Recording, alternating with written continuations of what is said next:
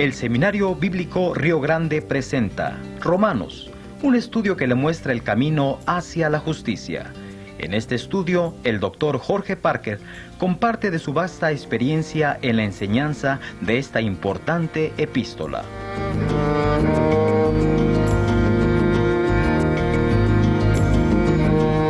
Ahora continuamos nuestro recorrido por el camino hacia la justicia. Con usted, el Dr. Jorge Parker. En nuestros estudios anteriores vimos la condenación de todos los hombres, los gentiles que no tenían nada de la palabra de Dios, el hombre moral, sea judío o gentil, y los judíos específicamente que tenían la palabra de Dios. Qué bueno que Pablo no nos dejó solamente a este punto. Qué bueno que el libro de Romanos no termina a este punto. Ahora Pablo va a mostrar que los pecadores son justificados y Dios tiene su plan para justificarlos. Hemos intitulado esta lección Justificación, el pecador justificado gratuitamente por la gracia, en 3:21 a 4:8. Es una parte de una sección más larga que hemos intitulado Justificación o la provisión de la justicia de Dios para los pecadores por fe en Cristo. Y va del capítulo 3, versículo 21, hasta el capítulo 5, versículo 21. Ahora, estos versículos 21 a 25 son la clave de esta sección entera sobre la justificación. Estas palabras son el meollo de toda la sección sobre la justificación. Demuestran que el pecador puede ser justificado solamente por fe en Cristo, a base de lo que el Señor Jesús efectuó en la cruz. En el versículo 21, las palabras "pero ahora" son palabras importantes que marcan la transición del tema de la condenación al tema de la justificación. Qué bueno que Pablo pudo decir, pero ahora.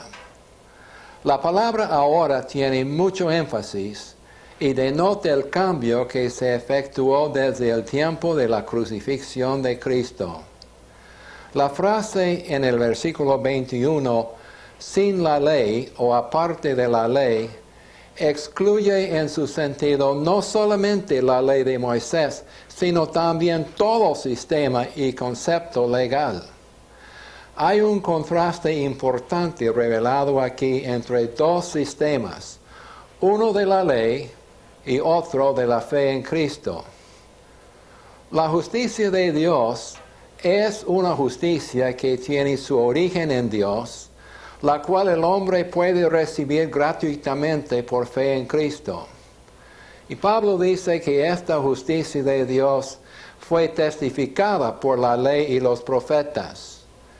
Aunque la salvación no es por la ley de Moisés, la ley y los profetas del Antiguo Testamento testificaron en muchas partes acerca de esta justicia de Dios que el hombre puede recibir por la fe en Cristo. Isaías 52:13 hasta 53:12 es un ejemplo magnífico. Leamos porciones de Isaías 53:11 y 12. Una profecía de Cristo que Isaías escribió 750 años antes del tiempo de la cruz. Isaías escribe así: por su conocimiento justificará mi siervo justo a muchos, y llevará las iniquidades de ellos. Derramó su vida hasta la muerte, y fue contado con los pecadores, habiendo él llevado el pecado de muchos. Romanos 3:22 usa la frase, por medio de la fe en Jesucristo. La fe en Jesucristo es el medio de recibir la justicia de Dios. No es la fe sola, ni la fe en Confucio, ni en el yo, ni en Mahoma, ni en ninguna religión. Solamente es la fe en el Señor Jesucristo que justifica al pecador. La fe es como el enganche que eslabona un tren a la locomotora. Se puede imaginar de dos trenes esperando lado a lado, cada uno eslabonado con su locomotora. Cuando suben los maquinistas a sus casillas y abren la palanca del regulador, solamente uno de los trenes avanza porque no hay combustible en la otra locomotora. Los enganches que conectan los dos trenes con su locomotora son de la misma clase, pero el enganche que conecta un tren con una locomotora muerta nunca puede hacer ir el tren. No es el enganche que jala, sino la locomotora. Así es que no es la fe que salva, sino Cristo y la fe en Él. El versículo 23 dice, por cuanto todos pecaron. El judío y el gentil están en el mismo nivel, no hay distinción. Todos pecaron. Podemos imaginarnos de una competencia en que muchos hombres tratan de saltar hasta 40 metros. Algunos saltan más distancia que otros y otros menos distancia, pero nadie alcanza los 40 metros. Nadie puede hacerlo. En el verso 24, Pablo emplea el término justificado. ¿Qué quiere decir la palabra? Es término de las cortes. Es una palabra legal. Quiere decir declarar justo. No significa ser justo, sino declarar justo. La gracia es el amor o la misericordia de Dios hacia los pecadores aparte de sus méritos. Para el pecador, la salvación es gratis. Para Dios, la paga fue infinita. El Padre Celestial dio su Hijo unigénito. Cristo dio su vida en la cruz. Luego Pablo dice, mediante la redención. La palabra redención quiere decir la liberación de alguien o de algo por medio de pagar el precio. El precio que Cristo pagó fue su propia sangre, entregó su vida. La palabra traducida redención es un término intensivo en el idioma original. Implica que Cristo ha pagado el precio para librar al pecador del mercado de esclavos, puesto que somos esclavos del pecado, que lo ha sacado del mercado a donde el pecador nunca va a regresar, y la última parte lo ha puesto en libertad. Pablo escribe luego en el versículo 25, a quien Dios puso como propiciación. ¿Qué quiere decir esta palabra tan larga, propiciación? Bueno, el tiempo en que Dios propuso a Cristo en propiciación fue el tiempo de la cruz. La idea principal de propiciación es satisfacción. Dios tenía demandas infinitamente altas. Solamente Cristo pudo satisfacer estas demandas. Fue un sacrificio que satisfizo la santidad y las justas demandas de la santidad de Dios. Solo por la muerte de Cristo en la cruz pudo Dios salvar al pecador sin comprometer su carácter santo. La cruz es la plena demostración de la justicia de Dios, porque Cristo sufrió en el lugar del pecador la pena de muerte que aquel pecador justamente debía sufrir. La manifestación de la justicia de Dios así tiene dos aspectos. Primero, a causa de haber pasado por alto en su paciencia los pecados pasados. Esta frase no se refiere a los pecados del creyente antes de que creyera en Cristo y recibiera el perdón de sus pecados, sino a los pecados cometidos por los hombres antes de la cruz. Es a saber, los pecados cometidos desde Adán hasta la cruz. En vez de juzgar aquellos pecados, Dios los pasó por alto en su paciencia, en vista de lo que Cristo iba a hacer en la cruz. El segundo aspecto de la manifestación de la justicia de Dios se ve en la frase, con la mira de manifestar en este tiempo su justicia. Es decir, no solamente los pecados cometidos antes de la cruz, sino también los pecados cometidos después del tiempo de la cruz. En el Antiguo Testamento, en su paciencia, Dios había cubierto una multitud de pecados de los que ofrecían los sacrificios de animales cuya sangre realmente no pudieron expiar por los pecados. Lo hacía a base de lo que Cristo iba a hacer en la cruz. La justicia de Dios fue manifestada en la cruz, en que Dios no suavizó su juicio justo contra el pecado de la manera más mínima. Dios puso a Cristo como propiciación, a fin de que Él, aún en el presente, sea el justo y el que justifica al que es de la fe de Jesús. Cristo sufrió todo lo que la justicia de Dios exigía. Ahora el apóstol afirma la armonía de la ley con la justificación por la fe en Romanos 3, 27 a 31. Lo hace demostrando dos cosas. Primero, las dos excluyen la jactancia y afirman lo pecaminoso universal del hombre. Y en segundo lugar, el monoteísmo, es a saber, la creencia en un solo Dios, de las dos, demanda un solo camino de salvación. En los versículos 27 y 28, Pablo muestra que la justificación por la fe excluye la jactancia. Si la salvación fuera recibida por las obras meritorias del hombre, es decir, por sus propias obras, el hombre tendría de qué jactarse por haber ganado la salvación por sus propios esfuerzos. Así lo es con muchas personas que hacen profesión de ser creyentes.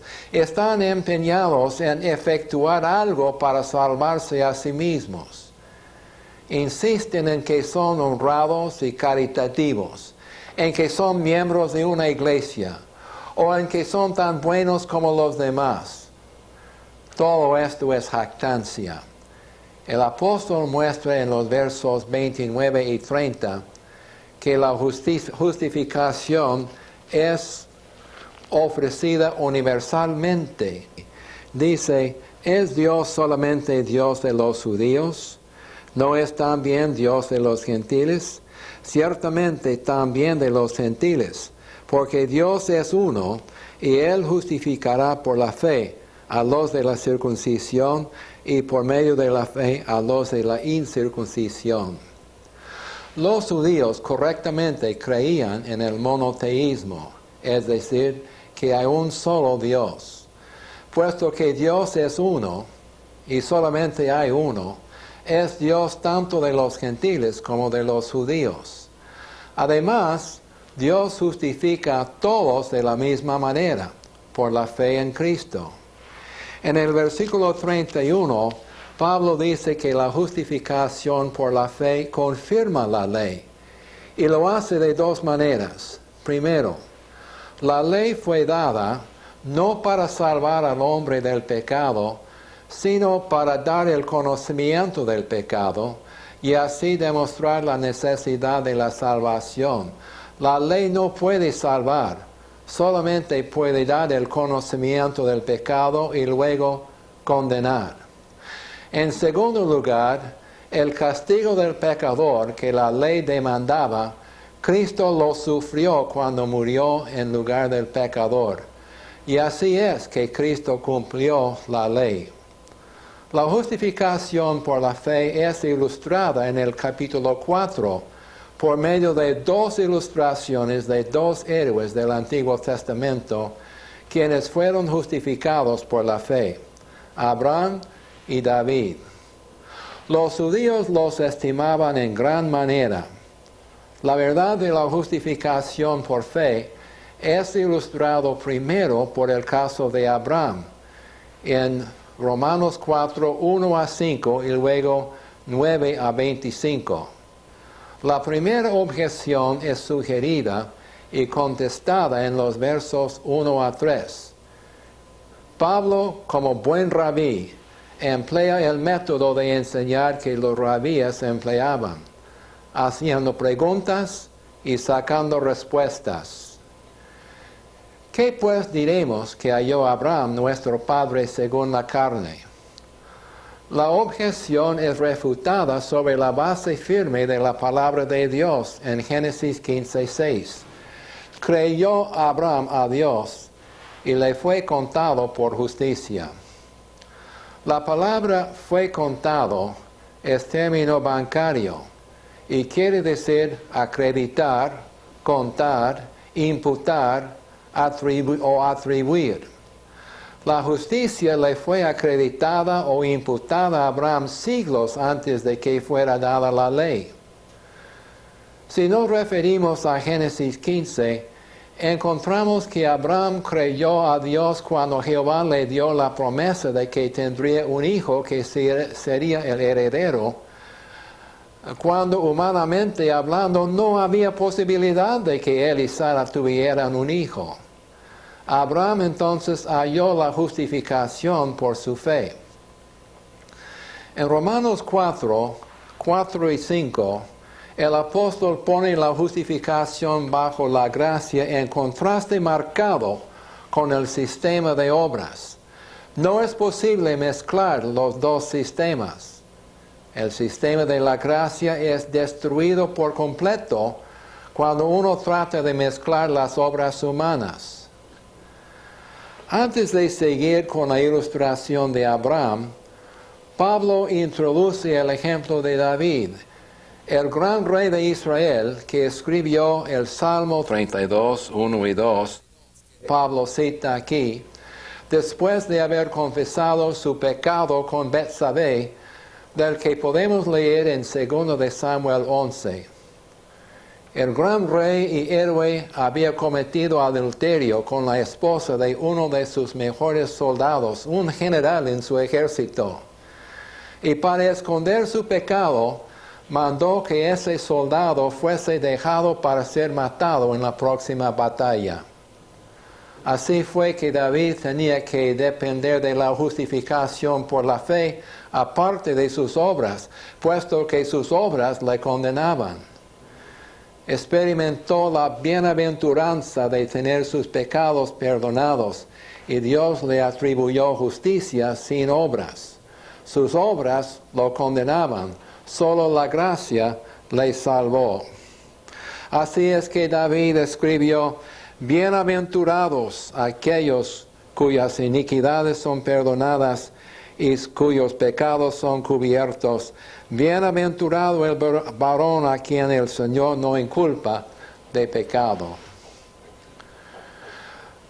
La ley solamente condena y solamente la gracia salva. ¿Qué es lo que hemos aprendido en esta lección? Que aparte de las obras humanas y aparte de todo sistema legal, Dios justifica gratuitamente por su gracia a todo pecador que pone su fe en Jesucristo. Dios puede justificar al pecador a base de lo que hizo el Señor Jesús en la cruz, en la redención y en la propiciación. Así es que Dios es justo y a la vez justifica al que es de la fe de Jesús.